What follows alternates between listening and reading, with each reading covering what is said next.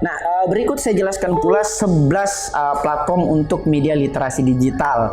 Nah, tadi ada beberapa platform-platform yang sebenarnya sudah dijelaskan oleh 3 narasumber lainnya. Izinkan saya menjelaskan beberapa platform ini by experience saya sebagai founder dari Resensi Institute, merupakan institusi atau platform yang bergerak di literasi digital. Nah, 11 platform tersebut itu saya bagi lagi ke dalam 4 tahap pembelajaran. Dalam hal ini menyimak, membaca, menulis, dan mengajar. Pertama, menyimak. Nah, untuk menyimak, ini yang paling umum tentunya ada Zoom. Nah, Zoom ini bukan satu-satunya tentunya, tetapi dari rangkaian platform pembelajaran daring atau webinar, Zoom itu menjadi salah satu yang favorit karena kemudahan atau karena universalitas dari jangkauan si Zoom itu sendiri. Nah, yang kedua, teman-teman juga bisa mendengarkan lebih banyak Anchor dan Spotify.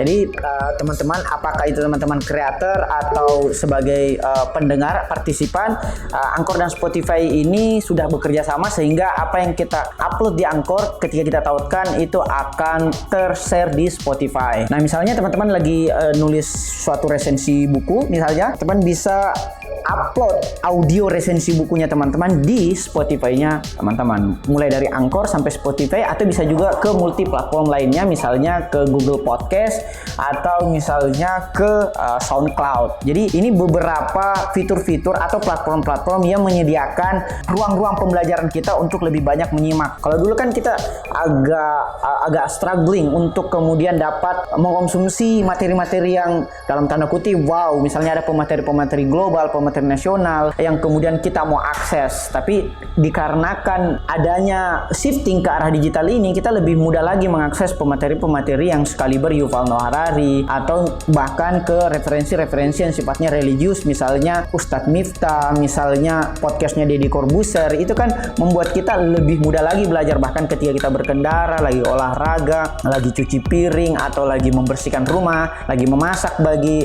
ibu-ibu, atau lagi memandikan adik bayi dan sebagainya, itu sudah dapat dilakukan melalui Anchor dan Spotify.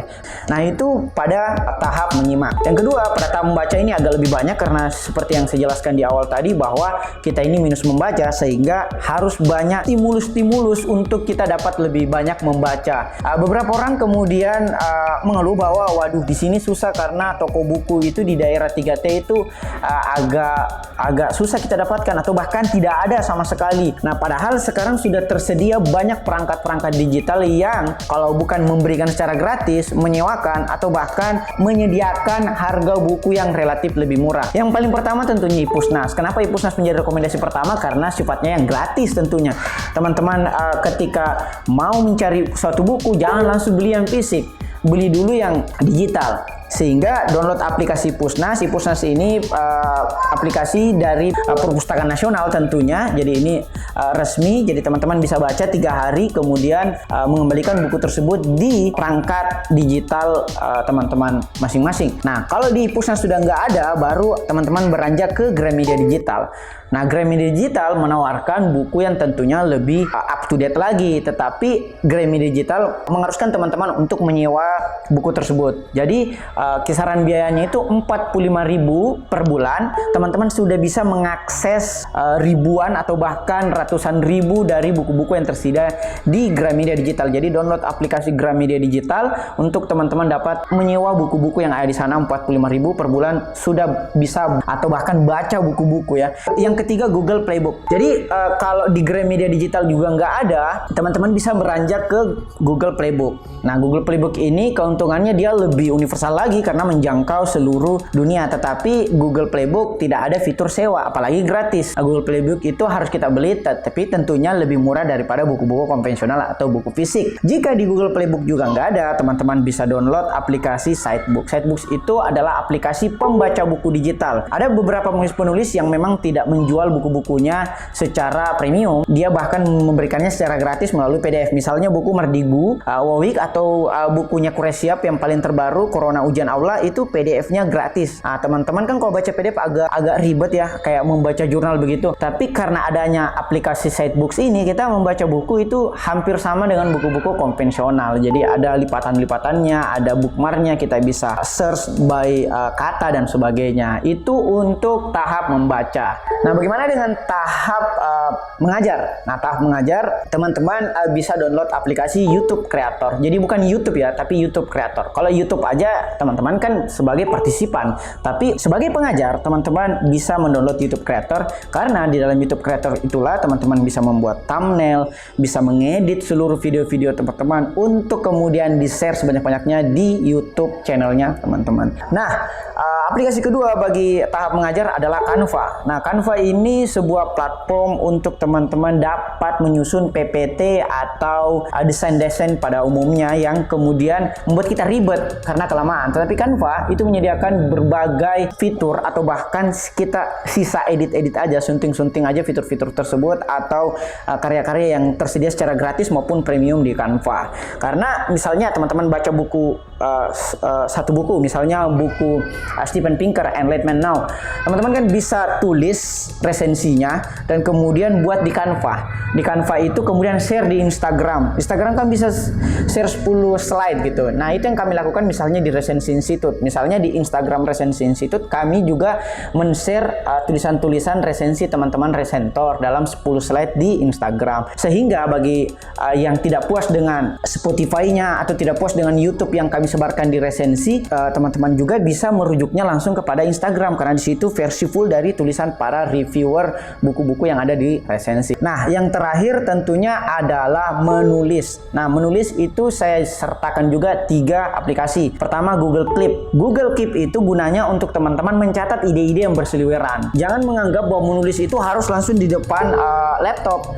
Tapi menulis itu sesederhana ketika kita menyusun ide-ide di Google Keep kita. Misalnya kita lagi berkendara, kemudian dapat ide, tulis aja dulu satu paragraf, satu argumentasi, satu proposisi, satu kalimat.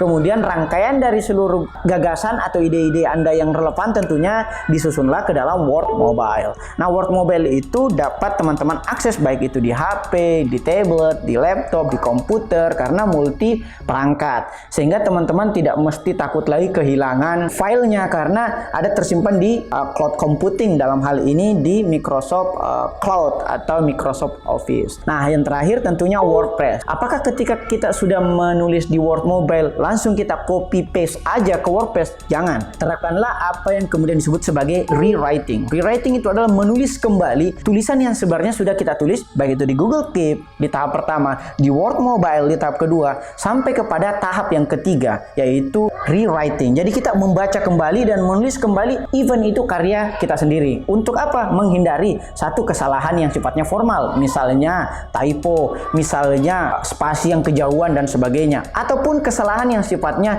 informal, misalnya kesalahan substansial. Misalnya kita mendapati kayaknya nggak relevan nih antara satu paragraf dengan paragraf yang lain. Itu pentingnya kita menerapkan rewriting. Setelah rewriting, uploadlah ke WordPress atau ke Canva yang kita share ke Instagram 10 slide tadi. Terakhir, izinkan saya mengutip atsar dari Sayyidina Ali Karramallahu wajhahu, bahwa kita pahami bahwa setiap zaman ada caranya, dan tentunya setiap cara juga itu ada zamannya. Sehingga penting kita untuk mengingat atsar dari Sayyidina Ali Karramallahu wajhahu ini, bahwa didiklah anakmu sesuai dengan konteks zamannya. Itu artinya kita harus mendidik anak kita sesuai dengan konteks zaman kita, dalam hal ini zaman digital. Karena kita berada pada zaman digital, maka pendidikan termasuk literasi, dalam hal ini pendidikan informal, mesti kita sesuaikan dengan tantangan zaman, dalam hal ini disrupsi teknologi. Sekira itu penyampaian singkat dari saya. Terima kasih. Semoga ada hal-hal baru yang dapat kita pelajari. Ada pertanyaan? Assalamualaikum warahmatullahi wabarakatuh.